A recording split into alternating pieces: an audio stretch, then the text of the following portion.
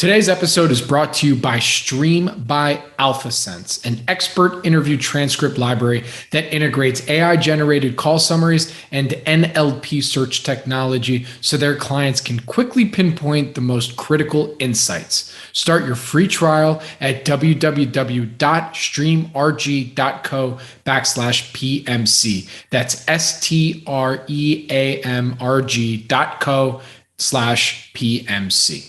This podcast is for informational purposes only and is not an offer or solicitation of an offer to buy or sell securities. SNN Network, SNN Inc., and the Planet MicroCap Podcast and the representatives are not licensed brokers, broker-dealers, market makers, investment bankers, investment advisors, analysts, or underwriters. We do not recommend any companies discussed. We may buy and sell securities in any company mentioned and may profit in the event those securities rise in value. We recommend you consult with a professional investment advisor, broker, or legal counsel before purchasing or selling any securities referenced in this podcast. Welcome to the Planet MicroCap Podcast. I'm your host, Robert Kraft. Thank you all so much for the support and for tuning in. Do me a quick favor. If you like what you hear at Planet MicroCap, please take 2 seconds and give us 5 stars on Spotify or Apple. This helps with the search engines so that more folks can also discover and engage with all things microcap stocks.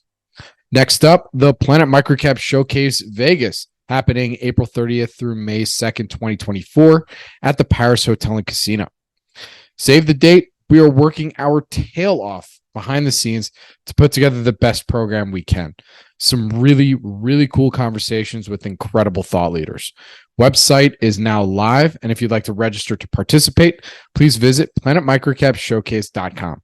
See you in Vegas. My guest on the show today is David Baeckelandt, Head of Client Relations at SuMi Trust, the U.S. arm for Sumitomo Mitsui Trust Asset Management, Inc. Dave reached out to me about a month ago to see if I had an interest in doing an episode about Japanese microcaps. I got this email as I was getting geared up for our conference in Vancouver, our first event outside the U.S., which is just some funny irony considering our audience is continuing to look globally for quality opportunities. Needless to say, I said yes to Dave. He sent me some great materials making the case for Japanese microcaps, and I'm excited to share our conversation all about it. Thank you again for tuning in to the Planet MicroCap Podcast, and please enjoy my interview with Dave Baeckelandt. Dave, thank you for joining me today. How you doing? Good, Robert. Great to see you, and fantastic to be on this program. You guys are a leader in this space, and I'm just delighted to be part of this. So thank you. Absolutely, and thank you for joining us. I mean, it's so funny how the universe works sometimes, where I was like, I really enjoy covering global microcaps and just global exposure, because a lot of our audience is looking abroad and looking at various opportunities all over the world. And I was like, I hadn't really covered anything Japan, and I'll get to my opening phrase there, but like it just so happened when I got the email from you and you wanted to do an interview, talk about Japanese micros, was like, absolutely, like, come on in, let's do this. So, the timing worked out great. But so to kind of set all this up, in a New York Times article back in June 14th, 2023, titled "Investors Are Putting Big Money into Japan Again, Here's Why." At that time, the Japanese stock market was up nearly 30% on the bet that how companies are run might last. Moreover, Mr. Warren Buffett visited Japan back in April and boosted Berkshire's investment in Japan, in Japanese trading houses. So I want to take a step back, and do our best to give an overview of Can you give us an overview of Japanese public markets and their traditional perception amongst U.S. investors?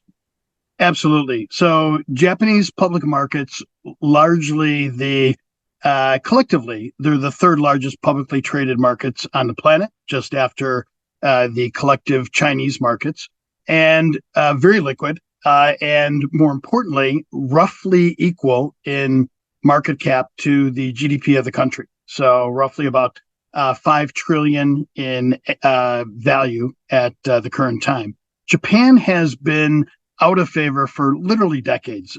Many of your viewers are probably aware that Japan peaked in 1989, at the end of December 1989, in terms of their valuation of their indices. And at that time, Japan represented probably 40% of global market value. Today, if you look at MSCI ACWI, it's 5.5%. So it's shrunk as a part of the global market cap, and it's been on the back heels of many U.S. investors' portfolios, largely because of poor performance for many, many years. But that's changed ever since roughly 2007, when the Nikkei was down at around 7,000. Today it's around 30,000. And then it had a nice big bump under Abenomics when former prime minister, who was assassinated about a year ago, entered his second term, which was in late 2012. So today, the market is getting a lot more attention, largely because, as you point out, Warren Buffett has made a bucket full of money in Japan. Absolutely. But, from when you talk to, various U.S. investors that, now are asking you, like saying, hey, why now? Right? Like, why now? Not just, I provided all the anecdote and, now there's been a little bit of a run up, of course, Buffett's now adding more exposure. But what was it about this time period in 2023, or let's say even 2022 going into 2023, that sentiment changed? So there's a couple of triggers. First was perhaps the perception that Japan is not a country in decline, but a country that has growth potential. And that one metric that you cited is, if you compare the TOPIX, which is the Japanese equivalent of the S&P 500, to S&P 500 over the last 10 years, the TOPIX on an inflation-adjusted basis has earned corporate earnings are double what they are in the S&P 500. So that's been one trigger. Second trigger has been valuations. Japanese valuations, no matter what part of the market you look at, whether you look at growth or value, large or small or microcap, are dramatically lower than the U.S. or Europe. And then third is maybe the growth component, which has been triggered by domestic growth, corporate reforms, and then maybe the final thing that's helped push them over the edge has been the tensions between the U.S. and China, and the realization that China might not be as attractive for U.S. investors for a variety of reasons as Japan is. So those have all been, I think, big triggers for U.S. investors looking at Japan. So then why do even still U.S. institutions have such a little exposure to Japanese equities, despite that, as you mentioned, despite that asset class out earning the S&P 500 in the last decade? Well, I think first, maybe besides the fact of having been disappointed multiple times over decades, second is simply there's very little publicly available research on Japanese companies in English. If you look at the research coverage of U.S. companies versus Japanese companies, especially in the microcap space, it's incredibly disproportionate. So in the U.S., you can find maybe on average several analysts to cover one stock. In Japan, oftentimes there are 0 analysts covering, and it has the same number of publicly traded companies almost as the U.S. So, and then multiply that by another element, which is that, U.S. investors have made good money in the U.S. market over the last umpteen years, and they haven't had a reason to look overseas. So all of a sudden, with a weaker yen, the yen has declined by about 50% over the last, let's say, 2 years, from roughly 100 yen, 103 yen to the dollar to about 150 yen to the dollar today. So that's an incredible decline, and that's largely been driven by macro developments.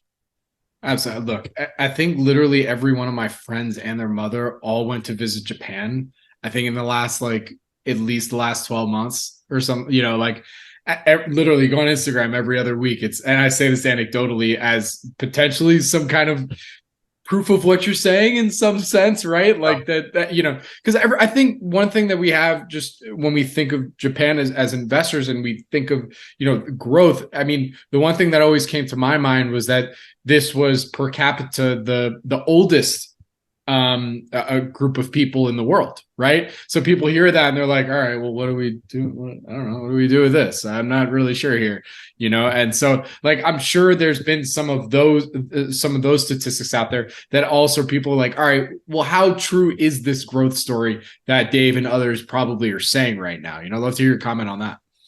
Well, that's a great point. I mean, you touched on a couple things. One is you mentioned that you and others in your circle have been to Japan. Japanese tourism has been a huge boon to the Japanese domestic market. And the largest beneficiaries, or I should say a large number of those beneficiaries, are domestic companies that are domestically so focused and not necessarily export driven like Toyota or Sony and big names like multinational names like that. I'd say the second thing that you touched on that makes me is worth commenting is the fact that I don't think very, very few people have had a bad experience in traveling to Japan. Service is excellent. The country is clean. It's safe. Japanese go out of their way to be polite and respectful. And it's one place where you will never see an American flag burned. So it's a great feeling from a U.S. Let's say traveler standpoint. And besides being incredibly inexpensive, you mentioned the growth story there. I mean, Japan is the only country in the world that has literally hundreds of companies that can trace their roots back more than 500 years. So, which is just amazing when you think about it. That's amazing. That's really cool. Isn't it? Yeah. I mean, the oldest company that's in existence, the two oldest companies that are in existence right now can trace their roots back to the 600s and 700s in Japan. Same family. One is in the construction business, been constructing temples, Buddhist and Shinto shrines and temples for that entire period of time, 50 some generations. The other is in the hospitality industry, what they call a ryokan, or a Japanese inn. Also in a different family, of course, but in the same family for literally generations. So the growth element exists in that country, and it's been carefully nurtured by companies that have suffered through an inflated yen, poor economic issues, demographics that haven't been in their favor, so they've had to find ways to automate or attract younger employees to their companies, and yet they've still been able to grow. So today, I think, and you may have already found this when you travel to Japan, is a sense of renewal, a sense of optimism, especially among the younger generations, and a belief that the future holds a lot of promise, which I think as investors, we can all find encouraging. Absolutely. And I haven't been yet, but I do hope, to get out there at some point in the near term. So one more thing to set the stage, because we're about there to get for the case for Japanese microcaps, but also love to get your background as well as the thesis for SuMi Trust, which is, as I said in the intro here, the U.S. arm for the Sumitomo Mitsui Trust Asset Management. Great. So my background has been largely centered on Japan. It started as an exchange student many years ago, studying Japanese in Japan, then working on my doctorate in Japanese history, working for a Japanese bank for a number of years in the investment advisory role, and then also setting up and running an arm of a U.S. investment management firm over in Japan. And then finally, today, I work back at a Japanese bank, different one than what I started out at. But in this role, our job is, and this is largely driven by U.S.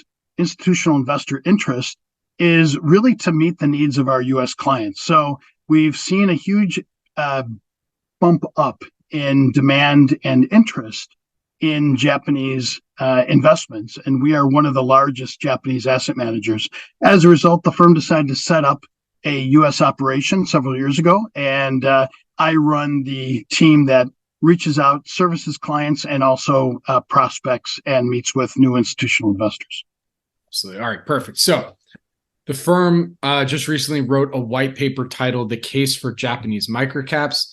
If, let's say, that first hurdle has been completed, for instance, Buffett increasing exposure in Japan. So everyone's like, okay, Japan, let me take a look. What would you say then is the firm's main thesis for why folks should not only pay attention to Japanese equities, but Japanese microcaps in particular? So we would say there's several points to this plank. The first would be Japan is most U.S. institutional investors are underexposed to Japan. In particular, Japanese microcaps represent more than 2/3 of all the publicly traded companies in Japan. So far more as a percentage than they do of the U.S. Market environment here.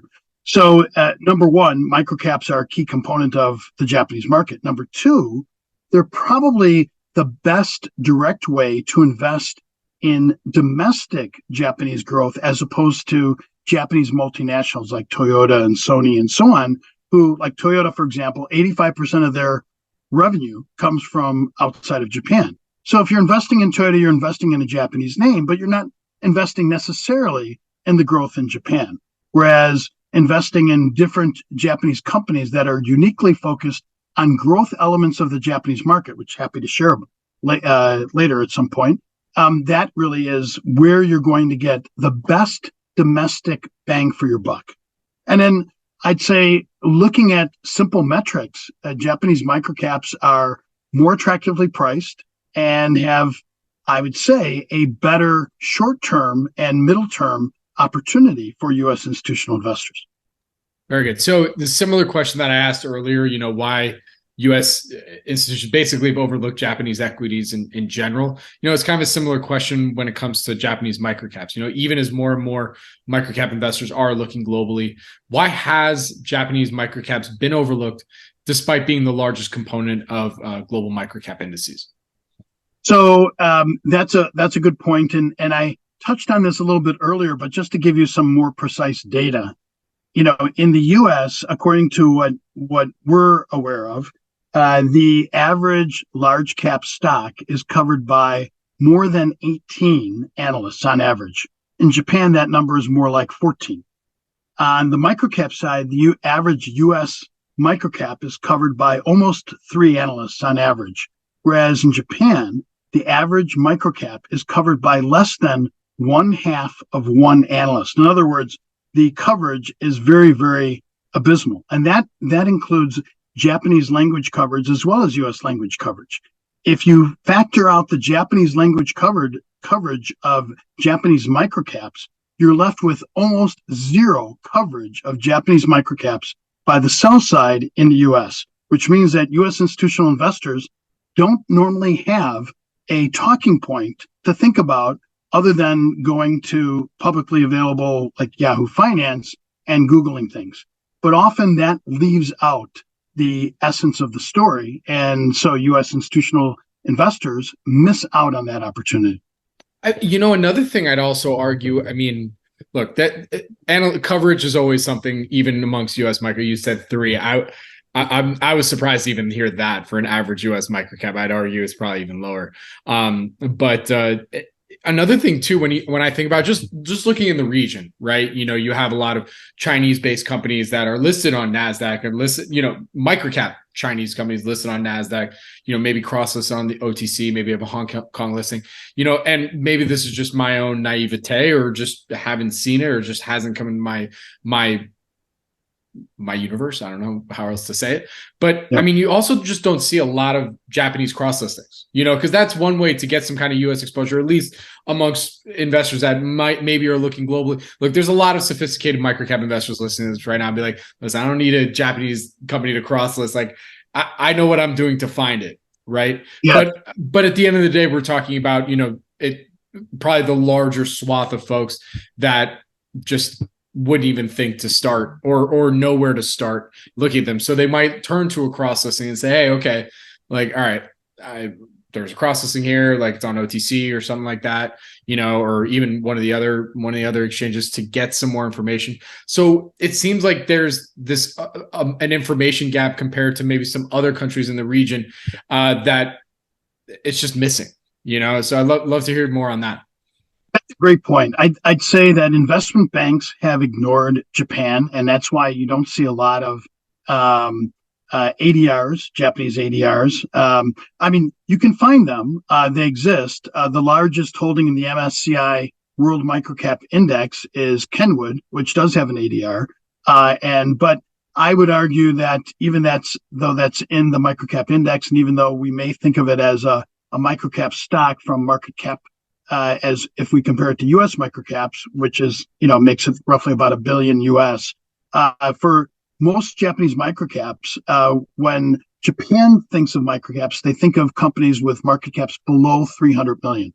So I'd say that is the real the lack of investment banking interest and the lack of let's say research coverage is really probably one of the biggest reasons why you can't find those cross listings. But you can find some. It's just that those won't necessarily be the microcaps. Those will be the larger publicly traded entities that we're all familiar with. Right. So that makes most sense. Yeah. But I mean, is there a way to access that for let's say retail investors? I mean, for retail investors accessing Japanese microcaps on a direct basis, I think is incredibly difficult. It's, again, leave aside the research issue and leave aside the currency issue. You still have an issue of, who makes markets in those. Most of those microcaps only have market makers that are Japanese entities, and these are tend to be, domestic focused or firms that have maybe offices in Greater Asia, such as Hong Kong or Singapore, but do not necessarily have offices in the U.S. So, no, absolutely, and that all makes a ton of sense there. I mean, another question I have regarding Japanese microcaps. I mean, give me a better sense of the universe. How many right now are there? Sure. And what's kind of the main industry? Is it more on the growthy side also? Are we talking more like pre-rev biotech, that kind of stuff? I'm assuming it's not, but love to hear a little bit more in terms of the actual kind of structure of the asset class. So great question, Robert. And so first I would say on the components, on the sectors that Japanese microcaps tend to be focused on, information technology and healthcare are probably two of the biggest. Information. Right, I take back my comment on biotech then. My apologies. Right. But I mean, you won't necessarily find a lot of the biotech companies, but you will find a lot of companies that are tied into, let's say, the aging demographic in Japan. So, for example, homes that cater, or I should say, entities that cater to Japanese elderly healthcare, or Japanese hospice, or firms like that. Firms that cater to robotics or some of the other areas that Japanese have a direct need because their population has been shrinking. And those tend to be, again, very, very domestically focused. Certain robotics companies haven't yet made their way outside of Japan yet, which is amazing to me because some of those robotics are just incredibly cool. I've seen some of those demonstrations firsthand by those companies in Japan. And it's always amazing to me that these companies are not, I don't know, don't have offices yet in the US or Europe or outside of Japan. And then I'd say the answering your question about how big is the market. So if there are roughly 4,400 publicly traded companies in Japan, roughly 3,800 of them are microcaps. In other words, trading below $300 million in market cap. And the Japanese IPO market is very different than the US. It's been very robust, believe it or not. But oftentimes these are companies that are largely family owned, largely have been around on average for 30 years before hitting the public markets. Very different than the US, where you'll find companies that have been aggregated by a new founder and his team, or that have come up as at the spark of some young techno wizard who just graduated from Harvard or Stanford. So I think that's a big difference between Japanese microcaps and U.S. microcaps in terms of the longevity and the history behind those companies, as well as some of the sectors that they focus on. Absolutely. So can you also compare the performance of Japanese microcaps versus U.S. microcaps in the last 5, 10, 20 years? And why is this the case? Yeah, good question. I mean, year to date depends on whether you're investing, whether you invested at the beginning of the year and whether you have yen exposure or dollar exposure.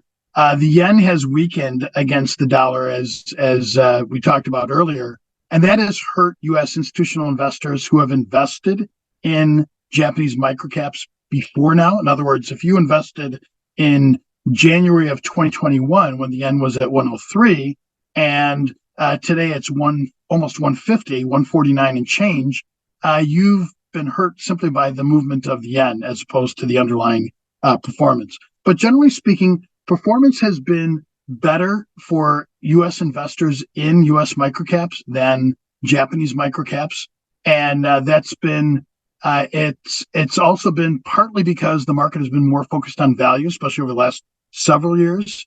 So Japanese microcaps have underperformed fairly dramatically over the last decade as well, which is really surprising. So as even though you can find companies, this is a specific example, that have a dividend yield of close to 5%, a PE that's under 10, and a growth rate of double digits, and an ROE almost 20%. So, like, where do you find those kind of companies that are trading at and trading below book value? So where do you find companies like that, right? Pretty much the only place is Japan. And if we look at that a little bit deeper, we can realize that a lot of these names, again, simply haven't gotten the attention of outside investors because they haven't had a need to. They've often been very, very frugal in terms of their management. And so a lot of these companies have a ton of cash on the books. There's some companies, one company, for example, Keyence, which has enough cash on the books, it doesn't need to earn a dime for 17 years and can still pay its employees and pay all of its bills. Where would you find a company like that in the U.S.? So these are some of the remarkable things when investors start digging that they turn up. Absolutely. By the way, real quick, just to get some disclosure out there. So, for our compliance, and I'm sure for yours as well, you mentioned Keyence. Does the fund have a position in that company? We do not. Yes. So I won't mention any of the names that we have a position in, and I won't mention anything about our fund in particular, simply to stay on the right side of regulators and my own chief compliance officer. Fair enough. That's good. Yeah, Kenwood too. I think you also mentioned as well earlier. That's correct. So. Yes, we do not have a position in that. So, but yes. But yeah, sorry, I didn't mean to cut you off there. No, all good. Look, we gotta get the disclosures. Sure. Right. But I know just not to talk specifically about various holdings in the portfolio, but I think we've set the stage pretty good here, where we said about the opportunity. Why Japanese microcaps? Some folks might be listening to this and say, hey, okay, like I want to take a deeper dive, but what are some of the criteria maybe I should be looking for to avoid maybe some of those red flags that are out there within the Japanese market that we might not just be aware of? So, I mean, for the funds for purposes for SuMi Trust, what would you say is some of the criteria that you guys have when assessing potential Japanese microcaps for the portfolio? So I would say so you can take a lot of different approaches to Japanese microcaps. One would be a value tilt and one would be a growth tilt. We tend to lean on the growth side of things. And I would say the reason for that is because there are sectors that are fast growing in Japan that are really domestic focused. As I mentioned earlier, healthcare. Another one would be education, for example. Another one would be services that are uniquely Japanese. For example, supplying meals that are Japanese meals. The Japanese term is bento. You're probably familiar with that term. Bento boxes for elderly that are custom made and custom delivered. Or there are eBay equivalents in Japan that focus on certain collector segments. For example, collecting watches. All of these are really uniquely Japanese segments of the marketplace. Some of them may not have transferability outside of Japan, or they may, depending on how things go. I mean, who would have guessed that sushi would be a worldwide phenomenon that you can find even today in small villages and small towns, not only across America, but, Europe, Africa, and the rest of Asia. So So anyhow, long story short is we look at the growth component, and we look at those underlying segments. Some of those are theme driven, and some of those, but all of those are driven ultimately by one-on-one meetings with the actual management. Oftentimes, these managements are very lean. They're of course Japanese. Some of these, some managements in these Japanese firms, quite a few of them actually, may not speak much English, even though almost every well-educated Japanese has had a number of years of English. But it's kind of like us with Spanish. A lot of us have taken Spanish in school, but we probably wouldn't be able to conduct a business meeting in Spanish. So long story short is we look for those companies that are undercovered, that do not have sell-side advocacy in most cases, and that have a growth component that is largely ignored by the market. So we're looking for those undiscovered names. That's what we look for. And I think there's so many of those names that almost you could throw a rock and hit a bunch of those without working too hard. I was just going to say, I mean, for an asset class that has 0.5% of them have any kind of, or 0.5% on average analyst coverage. And, I'm just give me a number. Like, how many Japanese microcaps are there right now today, Dre? So there's that's a good question. I don't know the answer to how many Japanese analysts, but there not analysts, but actual issuers. Like in the U.S., for instance, we have. Yeah. I mean, that number fluctuates a lot. Or I'll just say North America. Let's say it's 11,000, right? You know, it's big. Yep. Big spot. So the Japanese securities industry has technically 400 entities that are members. That includes foreign firms such as Merrill Lynch and so on and so forth. Out of those, the domestic issuance market is really dominated by, let's say, Nomura, Nikko, Daiwa, and then Goldman, JP Morgan have roles in there as well. But there's a whole number of these small regional securities firms, some of them very small. And when I say very small, I mean 5 guys or whatever, and that have been around in some cases for literally decades, like family-owned businesses.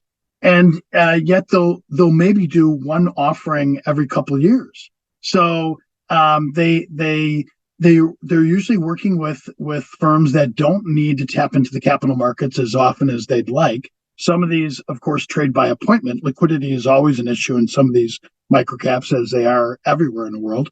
And so the number of issuers, though, the big issuers, there's only really 3 to 4 big issuers in Japan, and they dominate the market, but especially at the larger size of the market.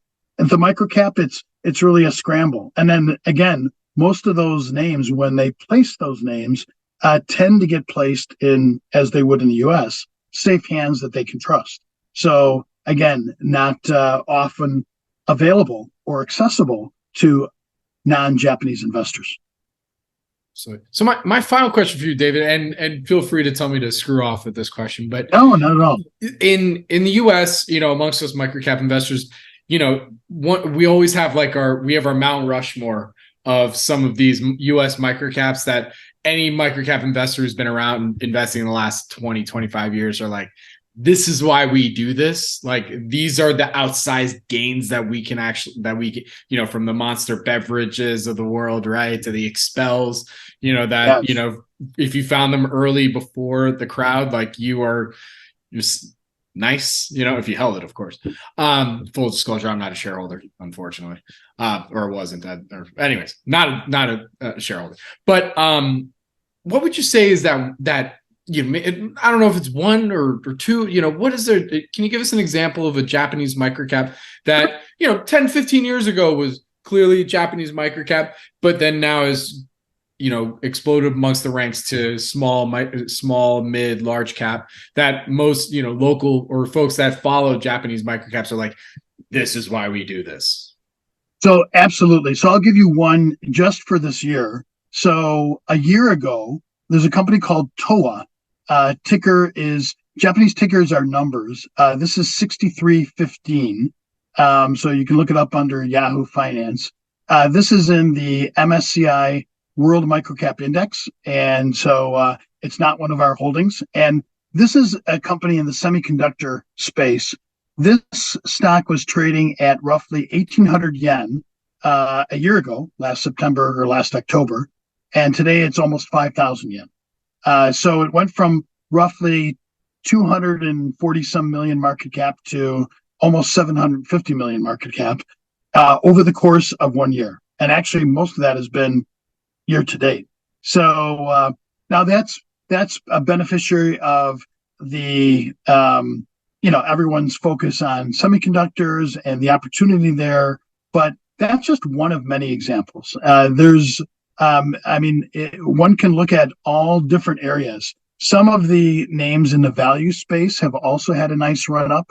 That's largely been because the Japanese government, under the umbrella of the Japanese Stock Exchange, JSX, which controls the Japanese publicly traded markets and is itself a publicly traded company, have mandated that all Japanese companies need to boost their price to book ratio up to at least 1 in order to remain listed by the end of March 2025. In other words, and some of these companies, like, for example, just to name a real obvious one of the big television stations, Fuji TV, still trades at only 36% of their book ratio. And these book ratios are often understated because in Japan, you keep most of your assets at the lower of price or in other words, cost or current value. So if a company's been around for 100 years, and some of these microcaps have, or even 50 or 60, and they own land priced at values 60 years ago, you can see where there's a lot of opportunity. So anyhow, so there's been quite a few of those, but I just bring up TOA just because it's a prime example of what's been going on this year. Very good. All right. Well, Dave, you know what? I think we're there. I think we covered a lot of great information here today for folks that maybe are just kind of getting their start or interested in wanting to get their feet wet and just better understand Japanese markets in general. And then, of course, Japanese microcaps. So, final thoughts. Is there anything that you'd like to, leave our audience here for before I let you go? No, I would just say overall, Japan's a great place. As you pointed out, even if you have no intention or no interest in investing, I would definitely recommend a visit. You will not go home disappointed. And right now, the prices are some of the cheapest that they've been in decades. So hopefully I will see you and or your family and or some of your viewers over in Japan in the not too distant future. I would absolutely love that. So, Dave, with that, where can our audience go and find more information about SuMi Trust and to potentially get in contact with you? They can, if they Google SuMi Trust, or if they want to connect with me on LinkedIn, very happy to help them in any way, shape, or form. We're based in Midtown Manhattan, and love to chat with anybody, if only to be a resource and an advocate for investing in Japan. Very cool. Well, Dave, thank you so much for joining me today. Really do appreciate it. Good luck. Stay safe. And I look forward to our next update. Thank you, Bobby. Great chatting with you. Thank you. This podcast is for informational purposes only and is not an offer or solicitation of an offer to buy or sell securities. SNN Network, SNN Inc., and the Planet MicroCap Podcast and the representatives are not licensed brokers, broker-dealers, market makers, investment bankers, investment advisors, analysts, or underwriters. We do not recommend any companies discussed. We may buy and sell securities in any company mentioned and may profit in the event those securities rise in value. We recommend you consult with a professional investment advisor, broker, or legal counsel before purchasing or selling any securities referenced in this podcast.